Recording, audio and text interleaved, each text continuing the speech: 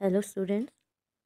तो हम अभ्यास सागर का 19वां अभ्यास हम पढ़ रहे थे, गणेशोत्सव, जिसके अंतर्गत हमने विराम चिन्ह पढ़े और विराम चिन्हों का प्रयोग कब और कहाँ किया जाता है ये हमने जाना। तो आपने देखा कि कौन कौन से विराम चिन्ह हमने पढ़े। हमने विराम चिन्ह पढ़े सॉरी हमने विराम चिन्ह पढ़े अल्प विराम, ठीक है। ये देखिए, आप देखेंगे कौन कौन से विराम चिन्ह पढ़े हमने, है ना।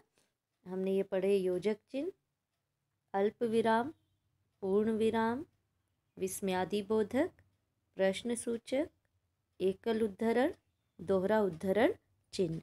और इसके अलावा भी हमारे विराम चिन्ह होते हैं, जैसे लाघव होता है, ठीक है। लाघव का प्रयोग हम केवल ऐसे करते हैं, आपको बताती हूँ मैं। लाघव का प्रयोग होता है इस तरह से, ठीक है। हम ऐसे, आपने देखा होगा ये कहाँ प्रयोग करते हैं। जैसे आप लिख रहे हैं, मान लो आप लिख रहे हैं ये डी ए वी लिखते हो, ठीक है। यानी ये फुल फॉर्म के लिए है ना, जब हम पूरा नहीं लिखते हैं, शॉर्ट में लिखते हैं, तो हम लाघव चिन्ह का प्रयोग करते हैं, ठीक है।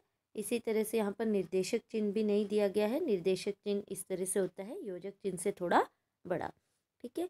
और एक और चिन्ह रहता है ये, ठीक है। इसको हम ऐसे भी लिखते हैं, ठीक है, और ऐसे भी आ जाता है ये। तो इसका मतलब होता है त्रुटि परक चिन्ह, या हंस पद भी कहते हैं, या त्रुटि परक भी कहते हैं। तो ये हमारे अन्य और विराम चिन्ह है जो हमें ज्ञात होने चाहिए, ठीक है।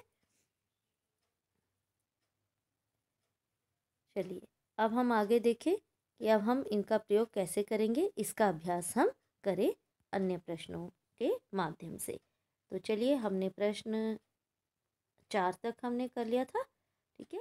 आज हम प्रश्न 5 से करेंगे। तो नीचे नीचे दिए गए वाक्यों में उचित विराम चिन्ह छांटकर लिखिए। तो यहाँ पर विराम चिन्ह दिए गए हैं, अब हमने कहाँ इसका प्रयोग करना है ये हमने देखना है। तो ये मैंने किया हुआ है, लेकिन आपको भी स्वयं आना चाहिए। क्या आपने पत्रिका पढ़ ली? तो प्रश्न किया गया है, इसलिए प्रश्न सूचक चिन्ह। हाय, मेरी तो जान निकल गई, तो यहाँ पर विस्मयादिबोधक चिन्ह है और अंत में पूर्ण विराम। भारत एक महान देश है, तो यहाँ पूर्ण विराम है। बच्चों को चॉकलेट, फिर है अल्प विराम का प्रयोग हमने किया है, ये रहा अल्प विराम। आइसक्रीम और टॉफ़ी बहुत पसंद है, ठीक है। चारू रात दिन, तो रात दिन के बीच में हमने ये योजक चिन्ह का प्रयोग किया है, रात दिन पढ़ती रहती है, ठीक है। अगला आप देखेंगे प्रश्न 6, नीचे दिए गए वाक्यों में उचित विराम चिन्ह छांट कर लिखिए। तो हमारे पास कौन कौन से विराम चिन्ह हैं, पहले पहचान कर लें।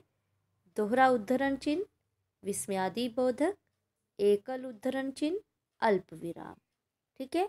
दोहरा उद्धरण चिन्ह का प्रयोग हम कहाँ करते हैं?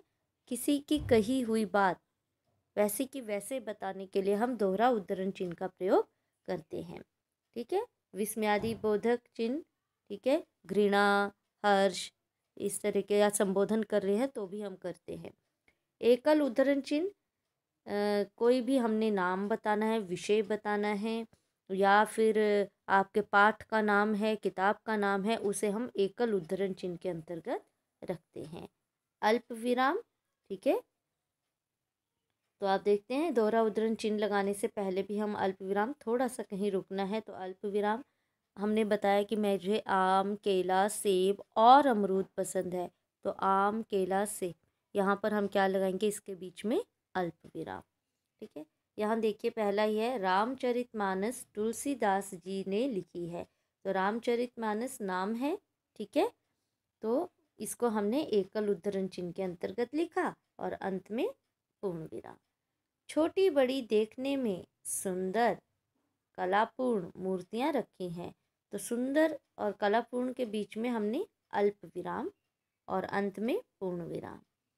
घरों में काम करने वाले रामा या बालू, तो रामा या बालू को हमने एकल उद्धरण चिन्ह में रखा है। घर घर नाचने आते हैं, अंत में पूर्ण विराम। छी, कितना गंदा पानी है। तो छी के बाद क्या है यहाँ विस्मयादि बोधक और यहाँ अंत में पूर्ण विराम। रमा ने कहा अल्प विराम, मैं कल फिल्म देखने गई थी।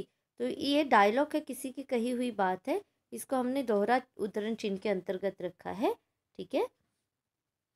अगला है एकल उद्धरण चिन्ह, दोहरे उद्धरण चिन्ह, विस्मयादि बोधक चिन्ह, प्रश्न सूचक चिन्ह एवं योजक चिन्ह का प्रयोग करते हुए एक एक वाक्य लिखिए। तो आपने अब स्वयं लिखना है अपने आप। अब आपको कितना समझ में आया?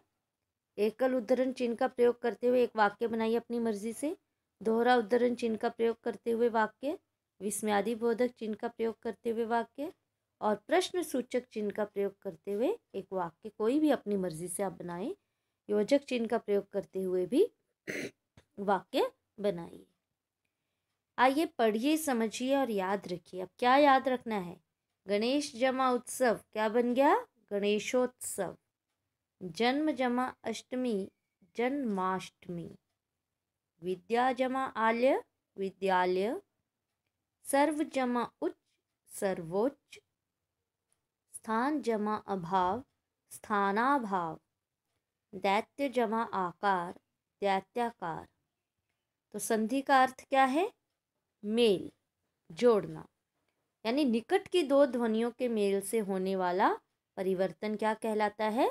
संधि कहलाता है। ठीक है। ये निकट की दो ध्वनियाँ कौन सी हैं? इसका हम लास्ट देखते हैं, इसका हम पहला। तो ये निकट, ये पास की हुई ना, तो इसको देखते हैं और यहाँ पर जो बदलाव आता है इसे हम संधि कहते हैं। आइए आओ दोहराएं। देखो ऑलरेडी आप पढ़ चुके हैं। शब्दों के बहुवचन रूप आपने बनाने हैं। तो मूर्ति का क्या बन गया? मूर्तियाँ। तैयारी, तैयारियाँ। घर में, घरों में। प्रांत में, प्रांतों में। दिशा, दिशाएं। बैलगाड़ी, बैलगाड़ियाँ। तो आज आप प्रश्न 8 तक पूर्ण करेंगे। ठीक है। Okay, bye and thank you.